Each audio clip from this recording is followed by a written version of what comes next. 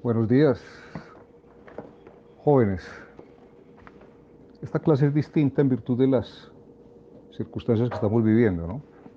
De manera que será una clase más corta, puesto que no hay las preguntas ni la interacción que comúnmente se presenta en el aula de clase, ni ciertas pausas a raíz de comentarios ad latere que se hacen en cada sesión. Por tanto, es una clase más reducida y la hago además con el propósito de que queden más claros los conceptos, las ideas, los planteamientos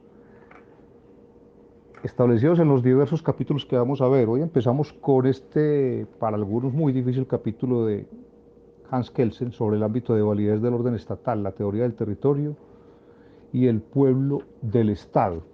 Entonces quiero que quede claro de una vez que abordaré los temas de una manera muy sucinta, muy concreta, trataré de ser lo más claro posible, muy elemental, a efecto de que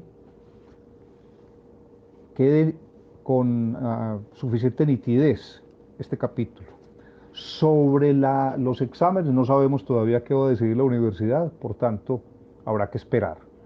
Los que enviaron el informe de lectura, porque no es obligatorio, recuerden que hace parte de la participación, de manera que cada uno lo hace. El que no lo haga, pues obviamente no tendrá la participación del caso. Pero leeré los informes de lectura de cada uno, por eso esperé hasta ayer o hasta hoy, hasta que haga este audio para leerlos. En todo caso, lo que me importa es la claridad de los diferentes textos, ya que cada uno responda por su participación en clase, en este caso, pues, por los informes que envíe. Bien, muchachos.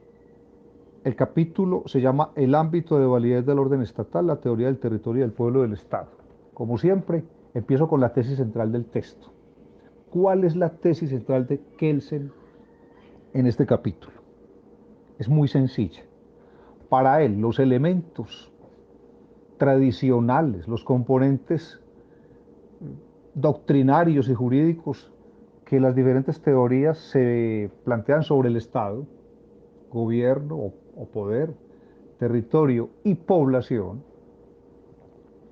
no son elementos per se, es decir, no existen físicamente.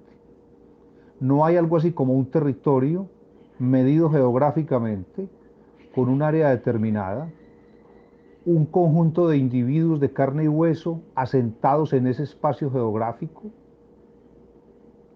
y una institucionalidad, un gobierno determinado, por ejemplo, un gobierno democrático, un gobierno monárquico, que determine la existencia del Estado. A eso nos vamos a referir entonces en esta sesión.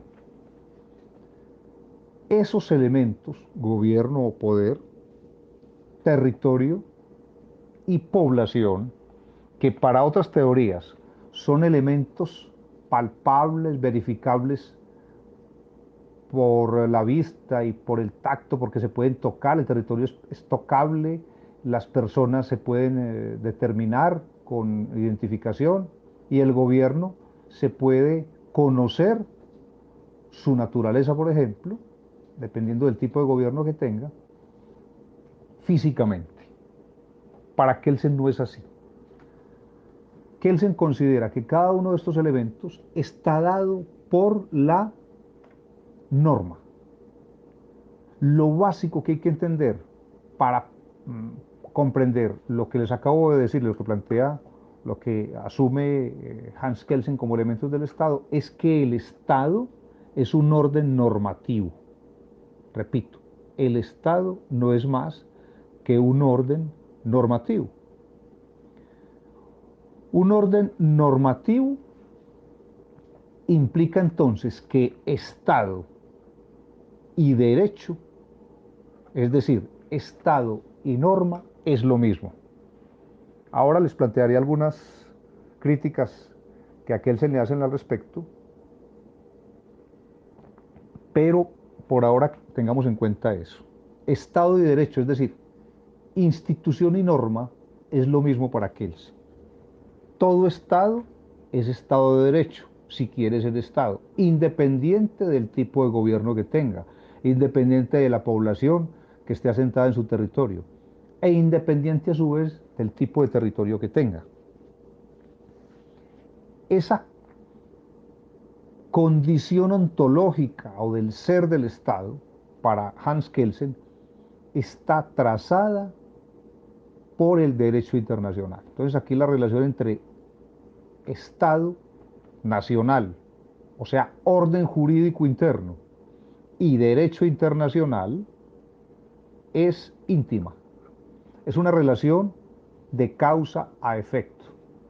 La causa sería el derecho internacional y el efecto es el derecho nacional o el conjunto de órdenes nacionales.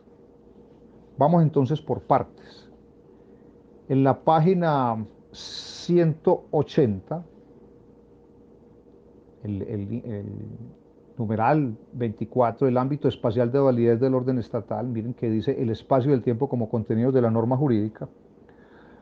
Ahí lo que quiere decir Kelsen, en primer lugar, el Estado es una ficción jurídica, es decir, es un orden normativo. Las diferentes normas, el conjunto de disposiciones que constituyen un Estado, determinan la existencia del territorio.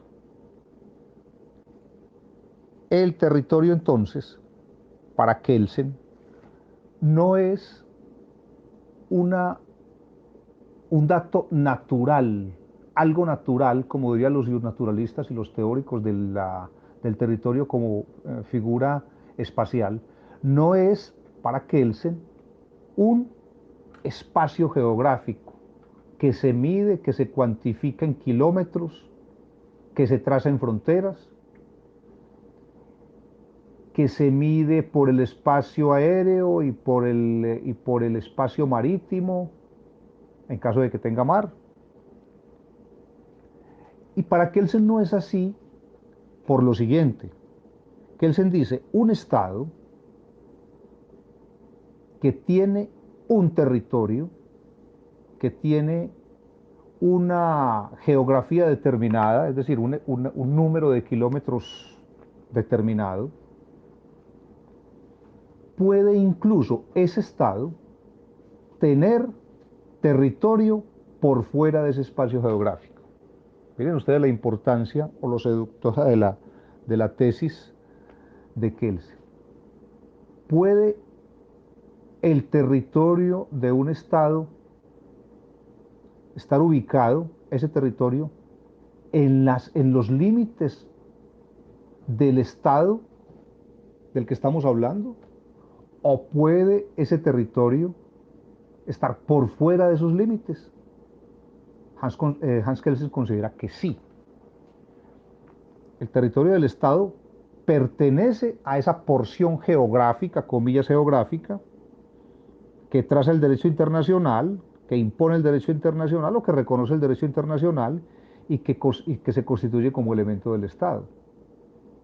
Sin embargo, se da el caso de que haya, comillas, porciones de territorio, digo porciones entre comillas porque para Kelsen no es un asunto geográfico, digo que haya porciones de territorio por fuera de la delimitación geográfica que es, en principio, el territorio del Estado.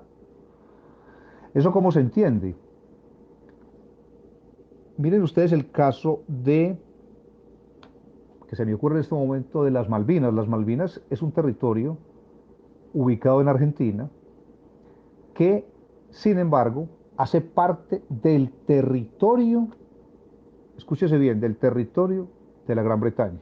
Es decir, las Malvinas son la Gran Bretaña, no son argentinas.